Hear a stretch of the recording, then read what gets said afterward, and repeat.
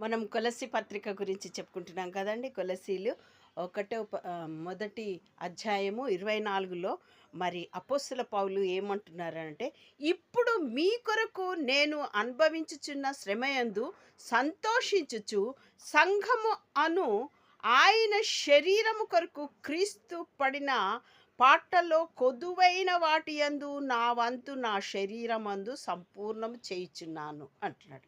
అంటే అంతకుముందు యేసుక్రీస్తు వారు తన శరీరమందు చేసినటువంటి త్యాగమును అని ఇప్పుడు మనం కొలసి 1:22లో మనం చూసినట్లయితే తన సన్నిధిని పరిశుద్ధులుగాను నిర్దోషులుగాను నిరపరాధులుగాను నిలబెట్టుటకు ఆయన మాంసయుక్తమైన దేహమందు మరణము వలన ఇప్పుడు మిమ్మును సమాధాన పరచెను.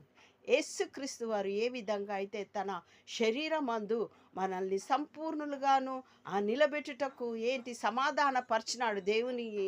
మనల్ని దేవునితో సమాధాన పరిచినాడు. దేని ద్వారా? శరీరము ద్వారా మరణించి చేశాడు. అయితే ఈ పౌలు కూడా ఏమంటున్నాడంటే, దేవుని అడుగుజాడలలో నడుస్తూ ఆయన తన సంఘము కొరకు ఏం చేస్తున్నాడు అంటే తన శరీరమందు శ్రమ పడుతున్నాడంట.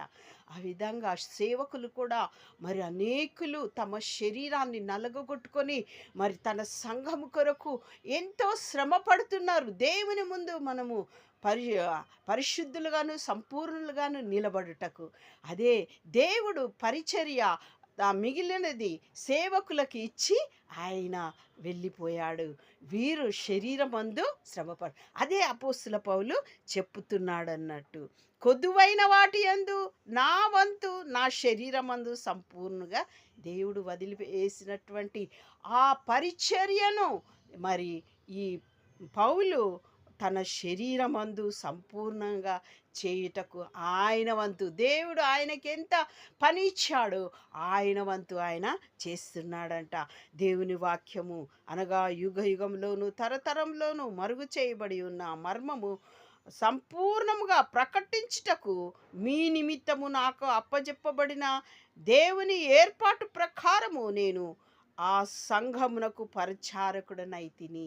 ఆ విధంగా ఒక్కొక్కరు ఒక్కొక్క సంఘమునకు సేవకులు పరిచారకులై వారి వంతు వారు చేయుచున్నారు. మరి ఫిలిప్పి 2:17లో మరియు మీ విశ్వాసం యాగములోను దాని సంబంధమైన సేవలోను నేను పానార్పణముగా పోయబడినను నేను ఆనందించి మీ అందరితో కూడా సంతోషింతును అని మరి అపోస్తుల పౌలు అంటున్నాడు. తన